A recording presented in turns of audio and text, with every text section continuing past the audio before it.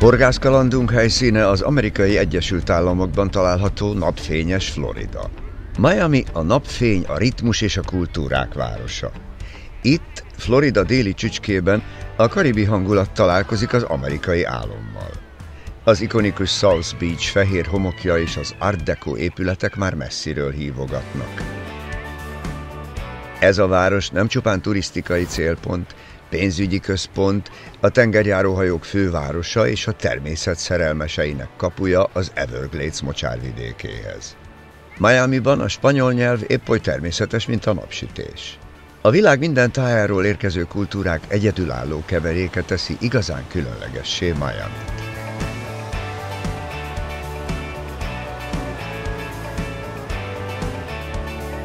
Miami, ahol minden nap egy új csodás történet kezdődik.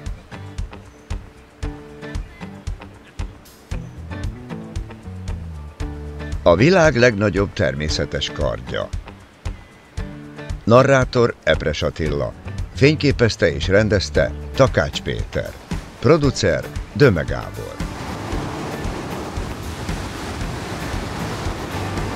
Egy újabb nehéz és egyáltalán nem megszokott kalandra vállalkozok itt Floridában. És hónap reggel a szárazföldet elhagyva vár a végtelen Atlanti-óceán. Sajnos mi magyarok már nem rendelkezünk tengerrel, így a tengeri horgászmódszerek nem tartoznak a legnépszerűbb módszerek közé, de egy felmérés szerint a nyaralásra készülő magyar családoknak több mint a fele tengerparti célállomást választ. Ha pedig ott vannak, jó néhányan ki is próbálják a tengeri horgászatot. Tehát mégiscsak érdekli az embereket ez a fajta horgászat is. Nyilván az ő kíváncsiságukat és a nem megszokott horgászatokat, a különleges kalandokat kedvelő nézőket invitálom most egy tényleg nem hétköznapi, nagyon-nagyon nehéz horgászatra.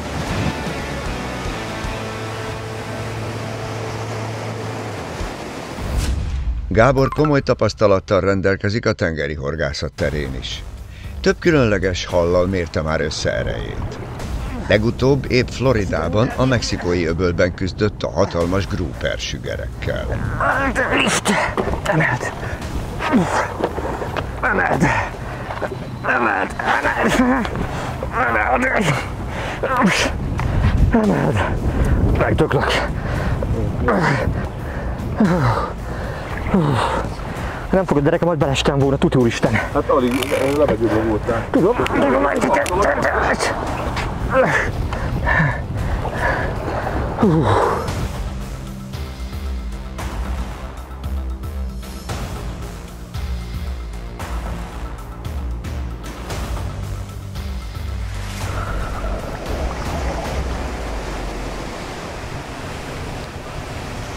Horgáztam már a világ nagy óceánjain. Kenyában volt szerencsém az egyik leggyorsabb ragadozóhalat megfogni, az óriás vitorláshalat. A vitorláshal a nyílt vizek egyik leggyorsabb ragadozója. Kenyában az Indiai-óceán mélykék hullámai között találkoztunk vele. Karcsú teste, hatalmas vitorlaszerű hátúszója és látványos kiugrásai minden horgász álma. Ez a hal nem csak a sebességéről híres, hanem a küzdelemről is, amit a horogra akadás után vív. Egy igazi trófea. Nem csak a mérete, hanem az élmény miatt is, amit ad. Mi Costa Ricában 3 sikertelen próbálkozás után végre megfoghattam első kék marlinomat. Gábor Costa Rica partjainál a Csendes-óceán mély vizében horgászva kerítette horogra az ikonikus halat, a kék marlint, amely a legnagyobbra megnövő nyársorrú hal a világon.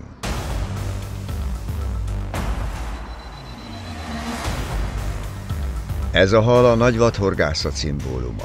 Erőteljes, gyors és kiszámíthatatlan, és amikor kiugrik a vízből, a látvány örökre megmarad az ember emlékezetében.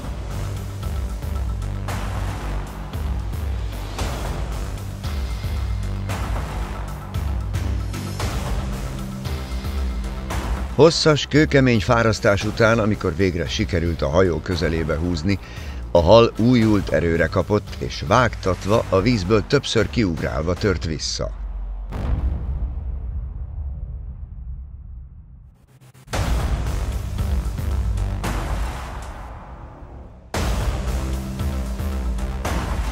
Ez férfias küzdelem volt a javából, amelynek minden másodperce beleég az ember emlékezetébe. Az embert próbáló fárasztás jutalma egy 200 kg-ot meghaladó kék marlin lett, amely Gábor eddigi legnagyobb hala. Emlékszem rá, hogy mennyire izgatott, és később mennyire bosszús voltam, amikor elveszítettem rövid fárasztás után egy hatalmas csíkos marlint, majd egy másik horgásztúrán egy óriási, közel 300 kg-os fekete marlint. De hát a tengeri horgászat már csak ilyen. Szóval ezek a halak még a bakancslistámon vannak, és nem nyugszom, amíg meg nem fogom, meg nem érintem őket. De van még egy másik, nagyon különleges, a legnagyobb természetes fegyverrel ellátott hal, a legnagyobb kardja ennek a halnak van, ő pedig nem más, mint a kardhal. A tengerek egyik legkülönlegesebb, leggyorsabb, legerősebb ragadozó hala, amely itt Florida partjainál is fogható, és nagyon bízom benne, hogy meg tudom nektek mutatni ezt a fenséges ragadozót.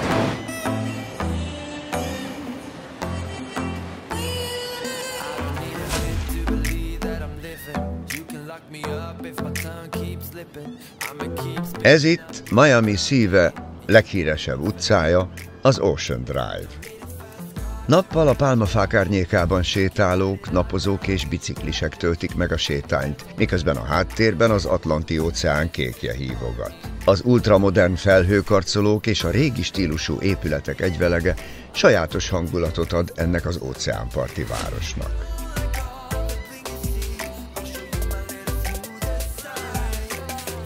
De ahogy lemegy a nap, minden megváltozik. Az Ocean Drive éjszaka kell igazán életre. A neonfények vibrálni kezdenek, szól a zene, a sportautók felbőgnek, és a hangulat egyszerre válik elegánsá és vadítóvá. Az Ocean Drive nem csak egy utca, ez Miami lelke, éjjel és nappal egyaránt.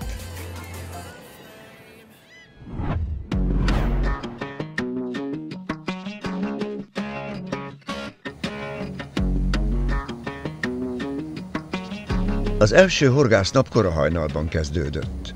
A csapat reggel 6 órakor már indulásra kész állapotban volt. A rendkívül jól felszerelt hajón 4 darab 300 lóerős motor és a legprofibb radar és szonártechnika egyaránt megtalálható, amely szükséges a biztonságos navigáláshoz és a halrajok felkutatásához. Hosszú perceken keresztül hajóztunk a várost átszelő védett csatornákon, hogy elérjük a nyílt óceánt. Már ekkor feltűnt, hogy milyen csodás luxus ingatlanok és hatalmas jachtok találhatók a vízparton. A nyílt víz határán, az óceánra vezető csatorna végén található az a régi, tradicionális világítótorony, amely mind a mai napig biztos fény az éjszakában, utat mutatva a kikötőbe visszatérő hajósoknak. Felbőgtek a motorok és megkezdődött a száguldás a nyílt vízen.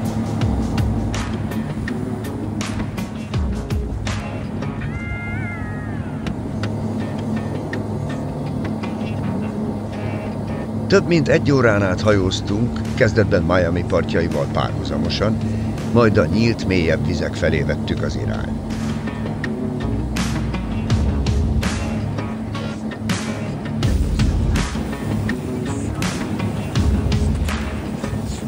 A pirkadat az óceánon ért minket. A segítőink többször is említették, hogy ez a holdfázis ideális a horgászatra. Csendes víztükör, szép napsütéses idő várt ránk, amely itt ebben az időszakban igazi ajándék. De már ekkor felkészítettek minket, hogy ez a következő napokon teljesen meg fog változni. A hajó személyzete 3 főből állt. Chris a hajó kapitánya, Kenny a csapat segítője. Benny volt túránk szervezője. Mindannyian edzett tengeri horgászok és gyakorlott kardhalvadászok. Itt a csali, elég látványos. A legénység megkezdte az előkészületeket ahhoz, hogy mielőbb a csali a vízbe kerüljön. Jól látható, hogy ez egy élő csali, kombinálva egy polippal, egy gumipolippal. Hát élő egyben döglött. Valamikor élő volt. Nagyon büdös, szaftos makrilla darab. A másik az egy kisebb. De ugyanúgy haldarabbal és gumifolippal kombinálva. A horgászat metodikája számomra még egyértelműen újdonság, amit tudok, hogy mélyen kell felkínálni a csalit. 6-7-800 méter mélyen. Ez speciális eszközök és speciális kiegészítők kellenek. Eleve itt van a súly, amely segít ennek a csalinak a megfelelő mélységbe való lejuttatásába. Szóval nem egyszerű technika ez, de hogy majd átlátom a részleteket, egyre több és több információt osztok meg erről. Ez nem a gyenge krimpek közül való. So when they hit the water, see? I see, yeah. That's how the fish see the light. Tehát ez egy villogó, ami rákerült a végszerelékre, ahogy vízbe kerül, aktiválódik, és ahol látja ezt a fényt, és a közelébe úszik, kíváncsi, hogy mi van annak a közvetlen közelébe, és hát persze nyilván az a cél, hogy a csali közelébe irányítsák ezzel a fénnyel a halnak a figyelmét. Apró, hasznos praktika.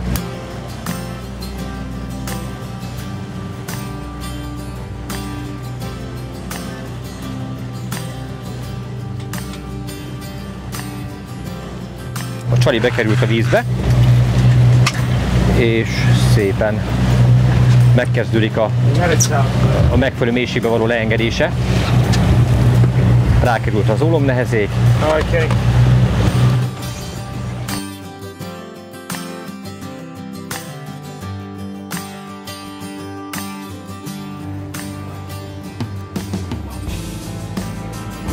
$700. Go ahead. Killing it outside. Good.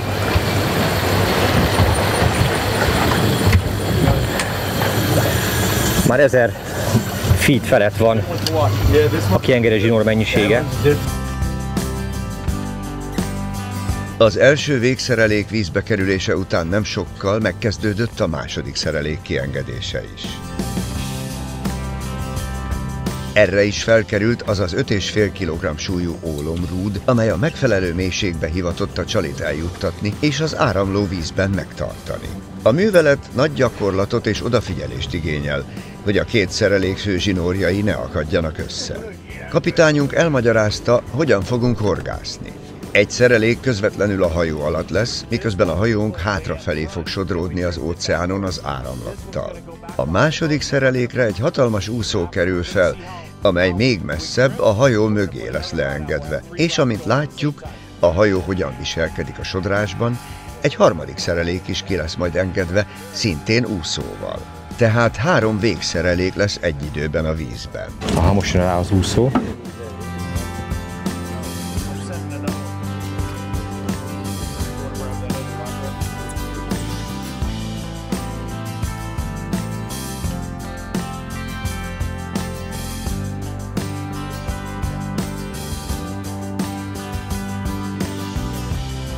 A csalik már megfelelő mélységben voltak, megkezdődött a horgászat és a feszült, izgalommal teli várakozás.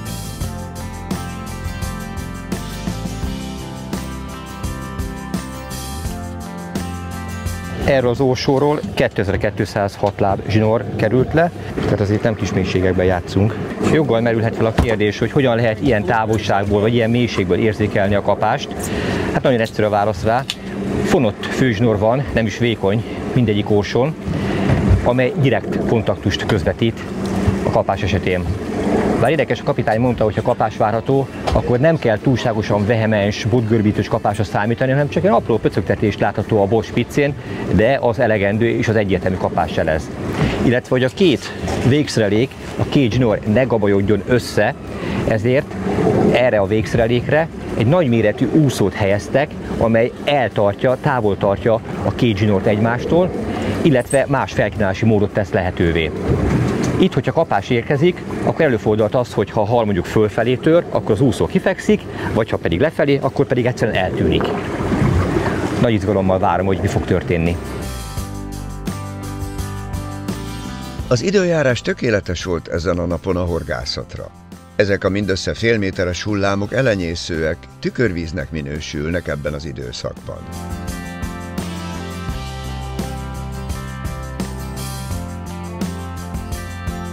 Hajónk lassan sodródott az áramlattal a legjobbnak vélt helyek felett, bízva abban, hogy valamelyik csalink gazdára talál. Ami bizakodásra adott okot, hogy a víz élt. Fürge tonhalak rablásai, ugrásai törték meg a vízfelszín csendjét, repülőhalakat kergetve. A nap a szokásos rutin szerint telt. Amikor hajónk elsodródott az ígéretes helyekről, a csalikat ki kellett venni a vízből, majd újra vissza kellett állni a jó helyekre.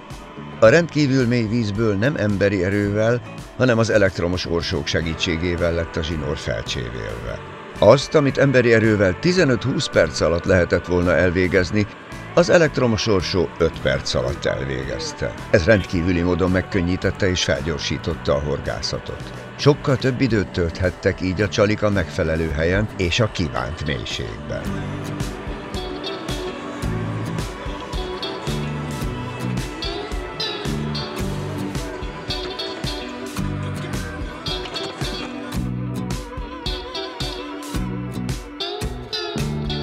A horgászat a kapástalanság ellenére sem volt unalmas, hiszen folyamatosan történt valami a hajón, amely felettette a várakozást.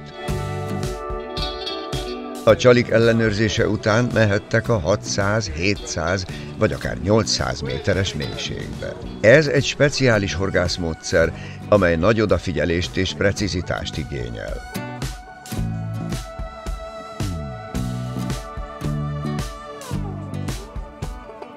A hajón mindenki tudta, hogy mi a dolga, tökéletes volt a csapatmunka. Egymást segítve nagyon gyorsan és hatékonyan végezte mindenki a munkáját.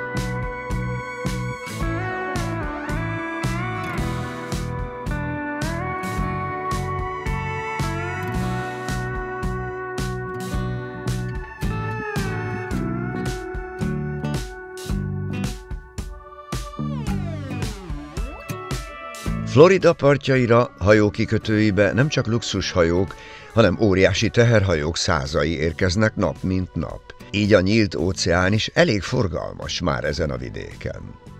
Amikor ezt az úszó valamit megláttuk a vízfelszínen, biztosra vettük, hogy egy nájlonzacskót sodor a víz. De amikor a sokadik azonos formájú tasakot láttuk, majd közelebbről vettük szemügyre, akkor derült ki, hogy ez egy portugál gálya nevű csalánozó, amely vízfelszíni úszóival, gázhólyagjával óriási területeket képes bejárni. Vigyázat! Érintése nem ajánlott, mert mérgező.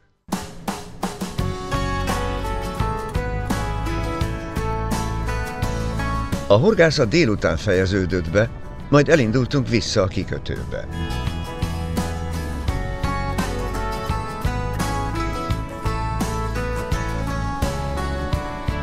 Amit hajnalban, még sötétben láttunk, azt most nappali fényben is megcsodálhattuk. Hatalmas hajók és luxusjachtok sorakoztak a több milliárd forint értékű ingatlanok előtt. Ezek a világ legdrágább vízparti ingatlanjai, amelyek kötelező tartozéka egy hasonló értékű vízi jármű. A világ leggazdagabb emberei élnek itt.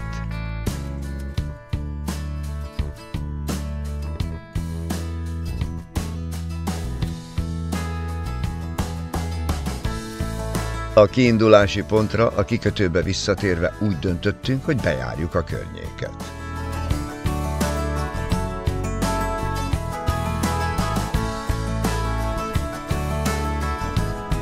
Az amerikai autógyártás új jelképe a Tesla Cybertruck, amely meghökkentő, szokványosnak semmiképp nem nevezhető formájával felhívja magára a figyelmet még az államokban is.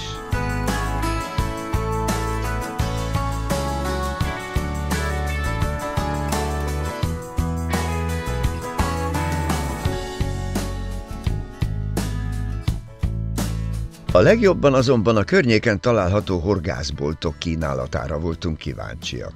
Ezért elindultunk a Dana Beach-en található Bass Pro Shop irányába. Utunk a pálmafákkal szegélyezett utakon vezetett, amelyek a magyar szemnek egyáltalán nem megszokottak.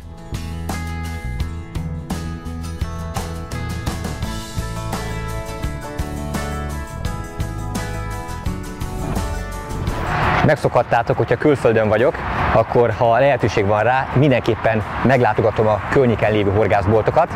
Na most hát Amerikában van a világ legnagyobb horgászbolt hálózata, a Bass Pro Shop. Amikor beütöttük a GPS-be a címét, hogy ide találjunk, megálltunk a parkolózóba, és döbbenten láttuk, hogy a parkolózó bal oldalán itt van az ICFA székhelye. Ez az International Game Fish Association, azaz a Nemzetközi Sporthorgász Szövetség székhelye. Miről híres ez? Talán arról, legtöbbek számára arról lehet híres és ismert, hogy ők tartják nyilván a világrekord méretű halfogásokat. Nem csak a tengeri, hanem az édesvízi hal kategóriában is. És hadd mutassak még egy érdekes dolgot. Itt a székhely előtt mi látható? Egy hatalmas, gyönyörű szobor, nagyon impozáns és szépen kidolgozott, amely milyen halat mintáz?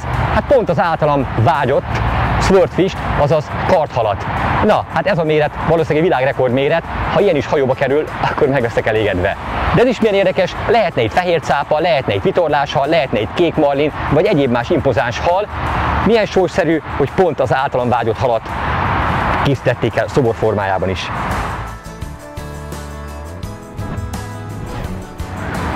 No, de térjünk vissza eredeti célállomásunkhoz, a horgászbolthoz, a Bass Pro Shophoz.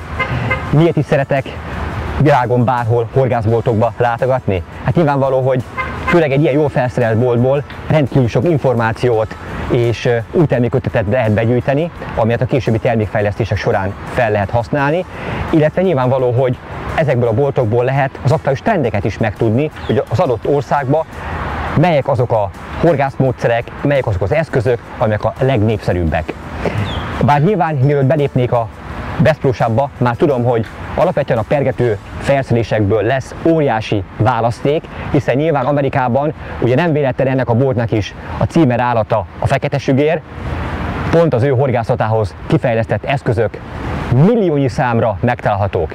De ami fontos, és egyre érdekesebb, hogy a pontyhorgászat is folyamatosan tért hódít. Kíváncsi vagyok rá, hogy vajon ebben az áruházban árulnak-e már a pontyhorgászathoz is csalikat, kiegészítőket, vagy bármilyen egyéb eszközt.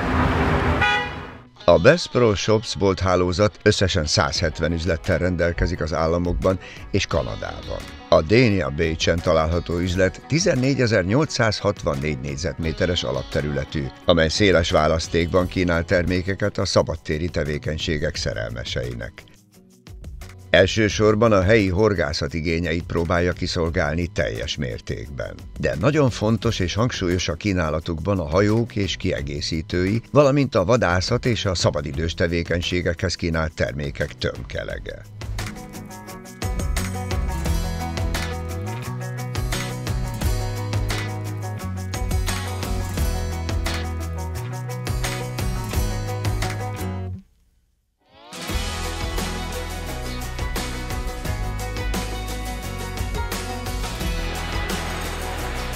Az áruházban található egy 113 000 literes akvárium is, amely különleges látványosságot nyújt a látogatóknak. Itt van ez a hatalmas horgász, vadász és outdoor szaküzlet.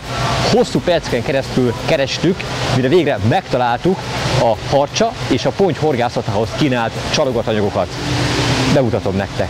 Ennyi mindösszesen a csali, amit nemes halunk horgászatához kínálnak. Körülbelül, mint Magyarország 1975-ben a csali választékot tekintve, de fejlődőképes az ország ilyen szempontból, mert már etetőanyagot is árulnak harcsa horgászatához. De ponty horgászatához való mondjuk boilit vagy egyéb csalogatanyagot nem találtunk. De valószínűleg meghatározza a boltoknak a kínálatát az adott régió. Most jelen pillanatban ugye körbevesz minket az Atlanti-óceán, mellettünk van a Mexikói-öböl, tehát itt ugye egyértelmű, hogy az édesvízi horgászat az a 1002. a sorban, ezért nincs többfajta csalogatóanyag kétfajta hal horgászatához. Ami megdöbbentően nagy, és a bolt választékában rendkívül hangsúlyos, az a ruhakínálat. Elkezdődik itt a horgászruhák kínálata, és a terem végéig tart. Hát ez legalább 50 méter, és kb. 20 méter szélesen csak ruhát kínálnak. És ezen ruházat döntő többsége UV-álló ruházat. Tudják a horgászok, főleg itt Floridában, hogy vigyázni kell a bőrükre. Szerencsére a mi kínálatunkban is már ez egyre több darabszámban jelenik meg, és egyre kedveltebb Magyarországon is, de nagyon messze vagyunk még ettől.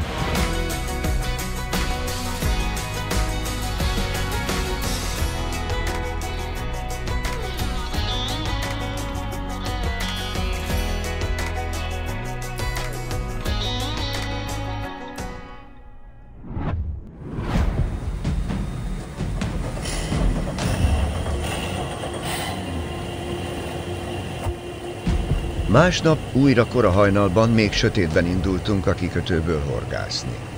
A város még csendes volt, csapatunk új reményekkel bizakodóan ült a hajóba, és azon gondolkodtunk, hogy vajon ma ránk mosolyog-e a szerencse, gazdára talál-e a mélyben felkínált csalink.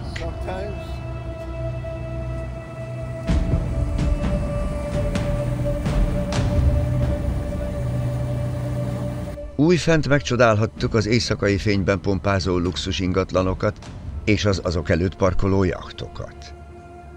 De sokat nem volt időnk, jó magyar szokás szerint azon gondolkodni, hogy vajon miből szedték össze ennek az árát a tulajdonosaik, mert a kapitány gázt adott és a menetszél kitisztította a fejünket.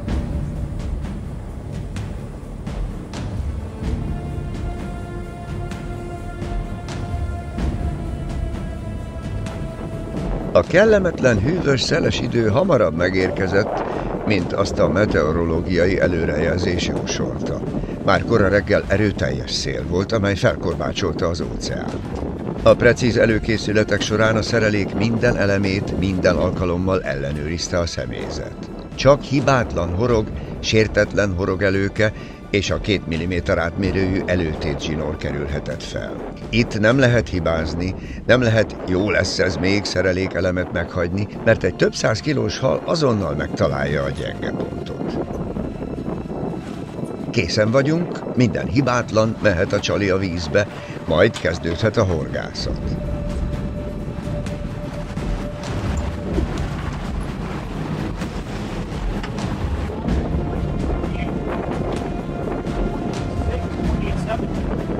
A folyamat ugyanaz volt, mint előző nap. Egy gumis oldalfülbe került rögzítésre az ólomnehezék, amely kb. 30 méterre a fonott főzsinór és a fluorokarbon előtétzsinór találkozásánál volt. És már süllyedhetett is a végszerelék a mélyben.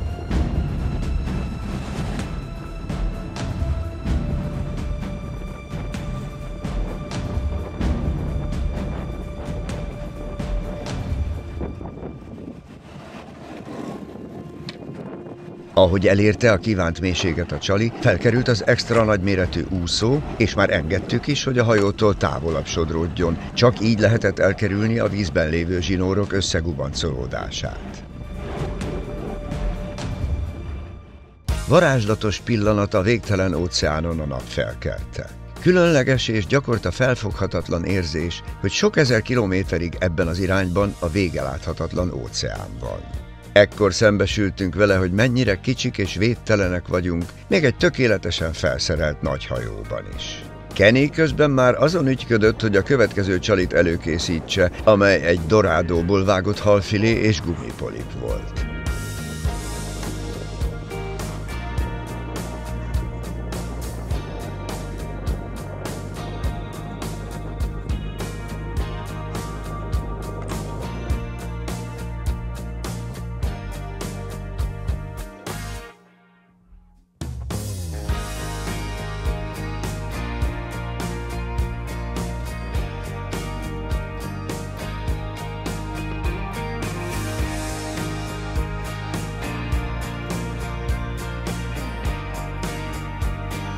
Türelmesen várakoztunk és bűvöltük a botok spiccét, bízva abban, hogy megmozdul valamelyik.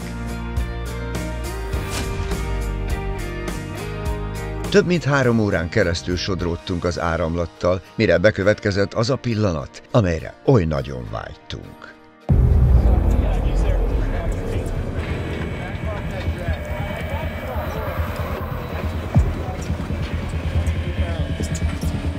Volt egy határozott botgörbítős kapás, és bizony megérkezett a kapás, amire vártunk.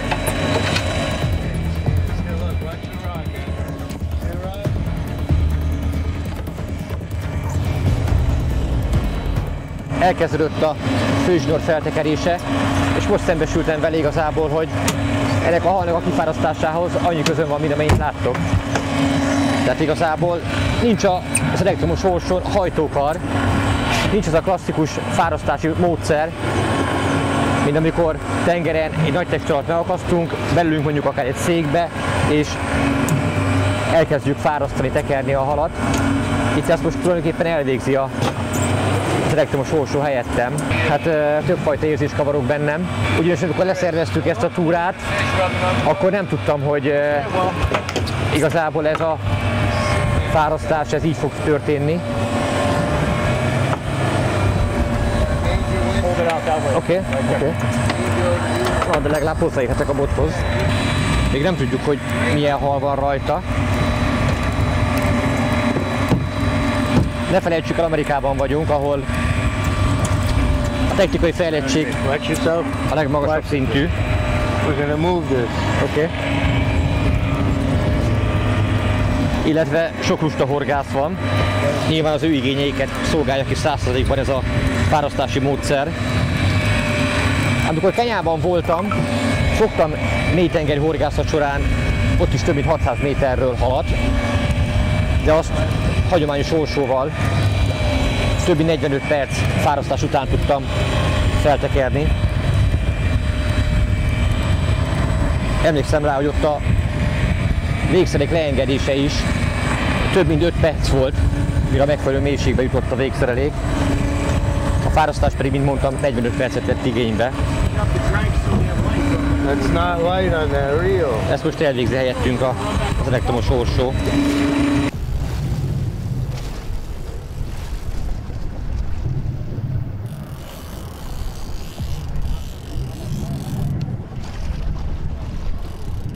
Kemény játék.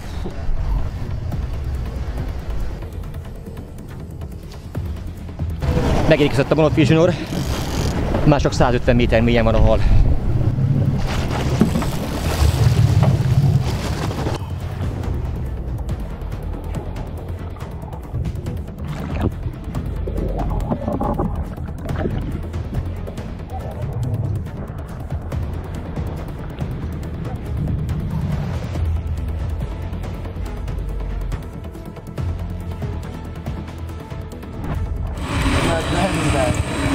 Miközben persze itt is időnként megáll az orsó dobja, ahogy a hal próbál visszatörni.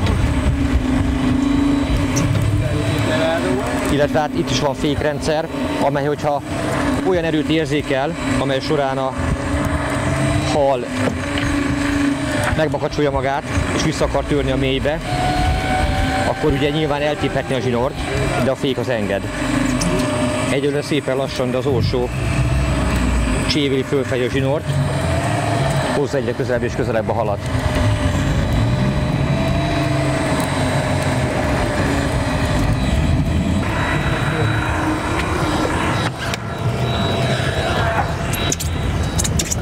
El kell távolítani a motortól.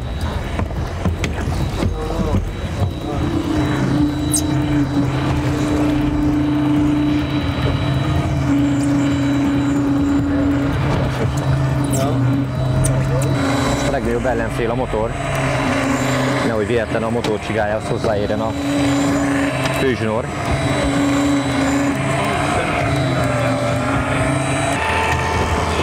Egyőre most mindenki lélegzett visszafolytva nézi, hogy vajon van-e rajta hal, vagy nincs. És most azt mondták, hogy came off, azaz elment. Pedig egy darabig megvolt. Hát ez nem kérdés, hogy kapás volt.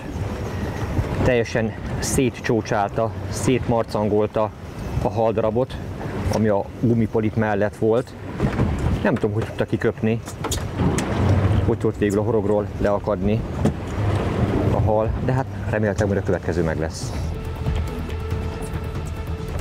Mindenki csalódottan vette tudomásul, hogy ez a hal bizony meglépett. De nem tudtunk mást tenni, mint újra visszatértünk abba a zónába, ahol a kapás jelentkezett.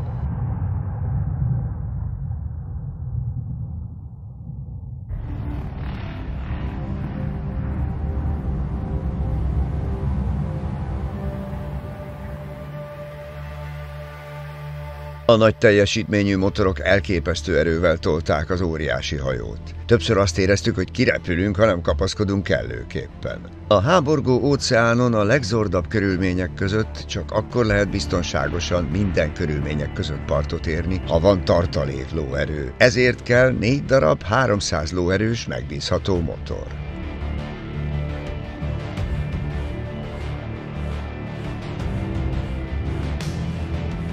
Ezeket a lovakat etetni is kell. Reggelente 2300 liter üzemanyaggal vágtunk neki minden egyes nap az óceánba.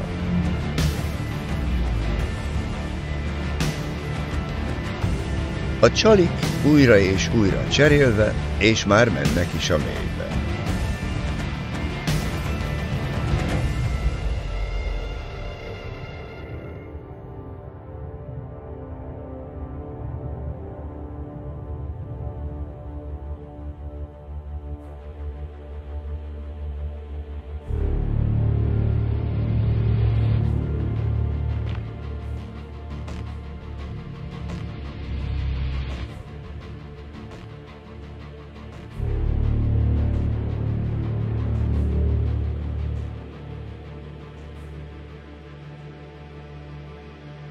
A szerencse ezúttal mellénk szegődött, mert fél óra elteltével újra megrezdült a botspicc. Vajon folytatódik a kapás? A csalit megragadó hal ezúttal horogra akar? Mindenki a spiccet nézte és a folytatást várta, majd a horgászbot erőteljesen meggörbült, jelezve, hogy horgon a hal.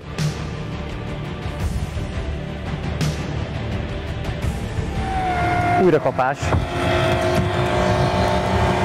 És ezúttal bizony belegörbült a bot rendesen, ahogy meghúzta a hal. Mondanám azt, hogy az előző hal azért ment el, mert nem vágtunk be kellőképpen, de itt nem kell bevágni, hiszen a rendszer, maga az egész bot, az egész végszék, hogy össze van állítva, azt tartja meg, és húzza be a horgot a hal szájába. Az előző az finnyás volt, nem kapta be eléggé. Kezdődik újfent a fárasztás, amit ugye, mint látható, az elektromos orsó végez el. De ez most ilyen 2500 feet, igen, azt hiszem annyi volt, 2500 vagy 2600 feet volt az a távolság, ahol ki volt engedve a zsinór, ez több mint 800 méter. Most azért ezt föltekerni kézi erővel, az föladná a leckét. De mint az előbb is mondtam, ugye nyilvánvalóan Amerikában vagyunk, ahol azért a lehet leghatékonyabban próbálják művelni a horgászoknak ezt a formáját is. És hát maga a halfogás új értelmet, vagy egy más megközelítést nyer. Mert hát horgászbottal végezzük, de nincs rajta hagyományos hajtókar, amellyel tudnám a zsinór feltekerését biztosítani.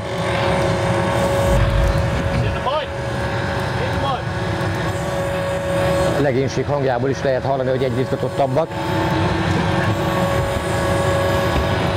Örül mindenki, hogy végre horgon van a vágyott hal, legalábbis bízunk benne, hogy az van a horgon, mert azért nyilván van ott táplálék konkurencia bőven. Nem csak az egyfajta hal vadászik ebben a mélységben.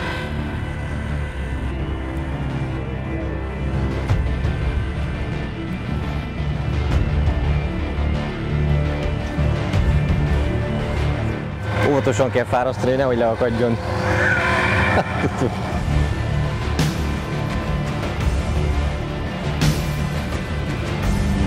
Nagyon hülyén érzem magamat, hogy állok itt a bot mellett, és akkor nézem, ahogy tekeri fel az orsó a zsinort. Anélkül, hogy direkt módon beavatkozhatnék. Mint korábban mondtam, nem erre a buszra vettem jegyet, ezzel most szembesültem, pontosabban hát tegnap reggel, amikor beültem ebbe a hajóba, hogy valójában itt a halfogás így történik. Amikor kiválasztottuk a kapitányt, kiválasztottuk ezt a horgászat lehetőséget, akkor ez nem volt egyértelmű, hogy ilyen eszközzel, ilyen módszerrel horgásznak rá. De ebből a hajóból már nincs kiszállás. Pontosabban kiszállhatok, de akkor úszhatok a kikötőig. Kedvenc filmjeim egyike a tonhalcsaták. Biztos sokan látták már egyébként, de még ott sem használnak ilyen elektromos orsót. Valahogy 6-8 oroszlán keresztül küzdenek az óriási méretű tonhalakkal, miközben tudjuk, hogy mi lesz a csata vége, mivel nagyon komoly pénzről van szó.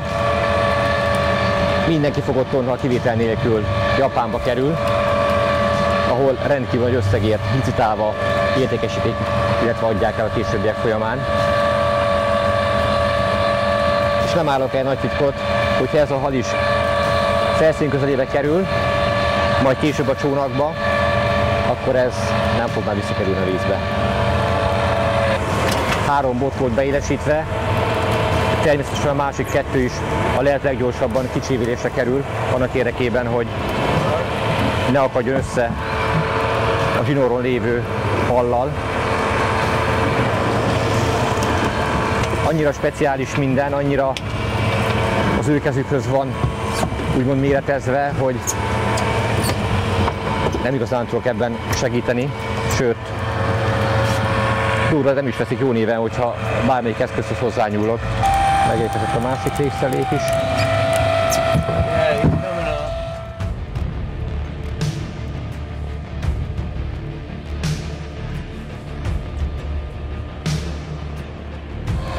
Már csak 178. Yeah, he's good. Megérkezett a líder. Megérkezett az ólomnehezék. Ezt leakasztották gyorsan róla.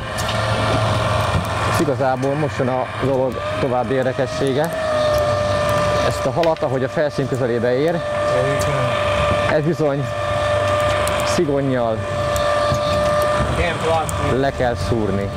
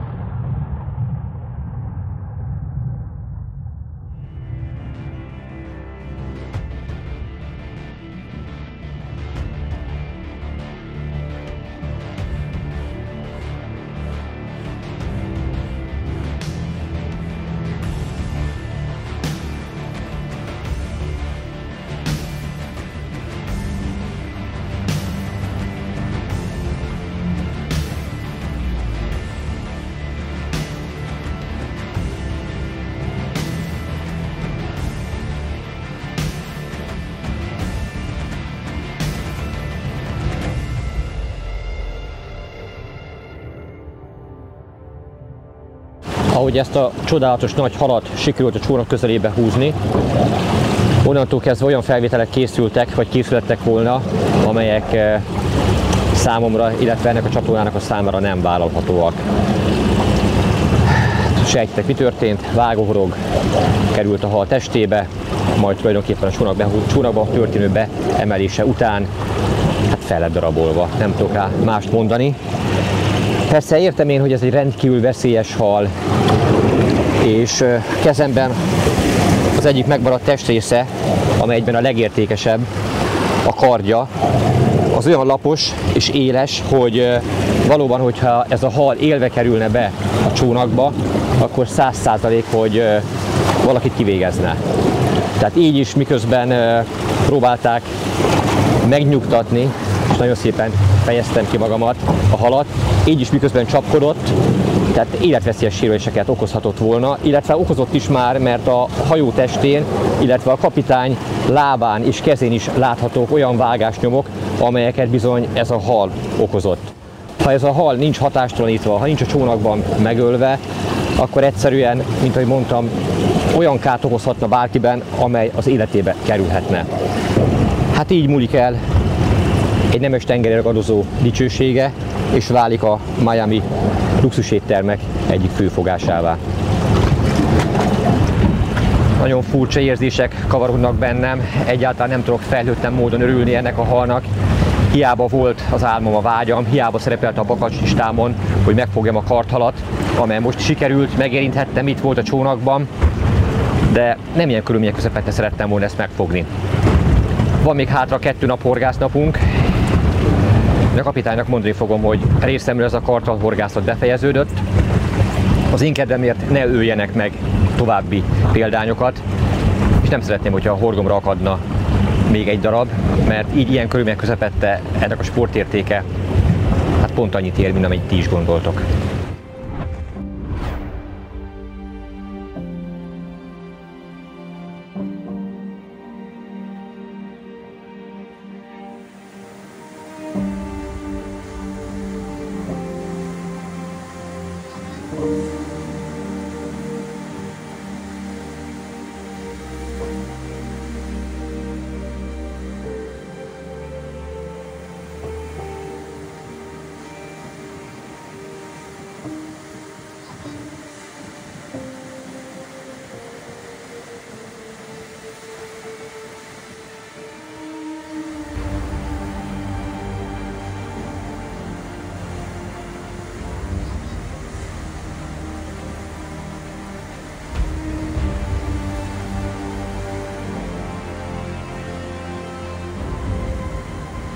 A mai napra nagyon felerősödött a szél, és ez felerősítette, felkorbácsolta az Atlanti-óceán vizét is. Több méteres hullámok keletkeznek ilyenkor a víz felszínén, és veszélyessé, vagy számunkra szinte lehetetlenné teszik a horgászatot, de őszinte leszek, nem is nagyon bánom ezt. Lenne még holnap egy horgásznapom, de én ezt elengedtem. Nem akarok sem a mai nap folyamán, délután, ha esetlegesen enyhül a szél, sem pedig a holnapi nap folyamán már horgászni. Itt ebben a régióban elég volt ebből ennyi. De ez a túra így sikerült, mondhatnám azt is, hogy félre sikerült, de azon is nagyon sokat törtem a fejemet, hogy egyáltalán van-e értelme ezt a filmet leadni, van-e értelme nektek mindazt bemutatni, ami itt történt. Mivel eltökélt célom az, hogy bemutatom a világ különböző tájain, milyen formában zajlik a horgászat, illetve mit értelmeznek sokan horgászat alatt,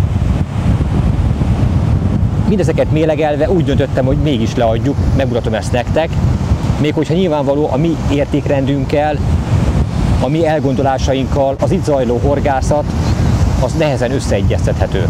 Illetve azt is tudomásul kell venni, hogy ezek a segítők, ezek a guide-ok, akik mindvégig a túra során velem voltak, szívük, lelküket beleadva a lehető legjobbat próbálták nekem adni, hogy közösen érjük el a kitűzött célt. Hogyha bárki bármilyen formában, pejoratív módon minősíti őket, megmondom őszintén, azt nem szívesen olvasom most itt a kommentek alatt, és hogyha nyilván ez elmegy egy rossz irányba, akkor törölni is fogom, mert, mint mondtam, tudomásul kell vennünk azt, hogy a világ különböző pontjain más és más jelent a horgászat. Illetve amiért fontosnak tartottam, hogy megjelenjen ez a film, az az, hogy egyfajta ébresztő, vagy gondolatébresztő legyen az, amit itt látunk. Nem szeretek kérkedni a korommal, de valószínűleg a legtöbb horgásztól tapasztaltabb vagyok, hiszen lassan közel 50 éve horgászom. Ha belegondolok abba, hogy honnan indult az én horgász pályafutásom, mivel kezdtem azt, és hol tart most a horgászat, hát az körülbelül olyasmi távolságot elevenít fel bennem, mint mondjuk a Föld és a Mars közötti távolság. Hihetetlen nagy utat tettünk meg nagyon rövid idő alatt. Hát valamikor egy egyszerű kis spicbottal, bambusznát bottal kezdtem a horgászatot úszós készséggel. Míg most ugye már látható, hogy nincs lehetetlen. Nincs az a mélység, amit meg ne lehetne horgászni. A hal nem tud olyan mélyre menni, de is mindegy, hogy 600, 800 vagy 1000 méter mélyen van, hogy ne érnék utol a modern felszerelésekkel. A rendkívül fejlett radarok, halradarok, szonarak garantáltan megtalálják a tengerekben, az édesvizekben mindenhol halakat, nem tudnak azok elbújni. A rendkívül gyors motorokkal bárhol vannak, rövid időn belül utánuk tudunk menni. És végül nem utolsó sorban a rendkívül fejlett horgászeszközök, a csalik, az azt bejuttatandó eszközök, tényleg azt mondom, hogy már nem sok esélyt adnak a halaknak, nem tudnak azok elbújni semmilyen formában, sehol a világ legrejtettebb szegletében sem. Természetesen lehet foggal, körömmel és keresztes lovakként a technikai fejlődés ellen ágálni, és azt mondani, hogy eznek már semmi értelme, ezzel nem szabad foglalkozni, aki így horgászik, az nem horgász. Én, aki a fejlődés útjába soha nem álltam, én, aki szintén eszközöket, módszereket, csalikat fejlesztek, azt mondom, hogy ez már nekem is elgondolkodtató, és egy pillanat, hogy meg kell állnom, hogy Valóban így akarok én horgászni? Elektromos orsó tekeri fel a végszereléket, tulajdonképpen már csak ott állok a bot mellett, de évekkel ezelőtt ugyanígy támadták mondjuk azokat, akik elektromos kapásjelzőt használtak, akik etetőhajóval vitték vagy viszik be a végszereléket mind a mai napig.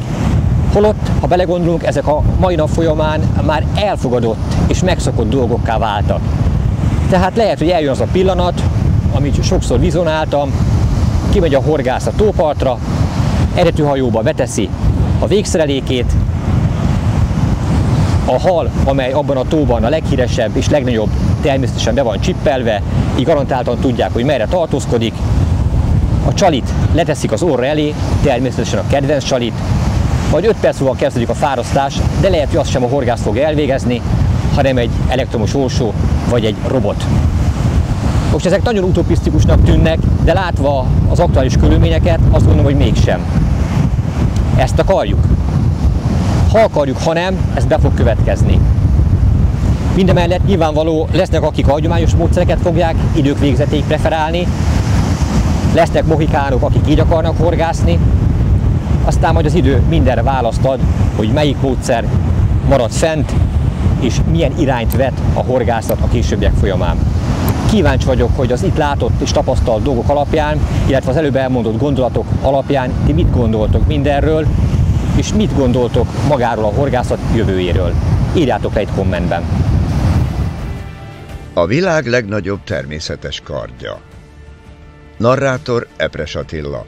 Fényképezte és rendezte Takács Péter. Producer Döme Gábor.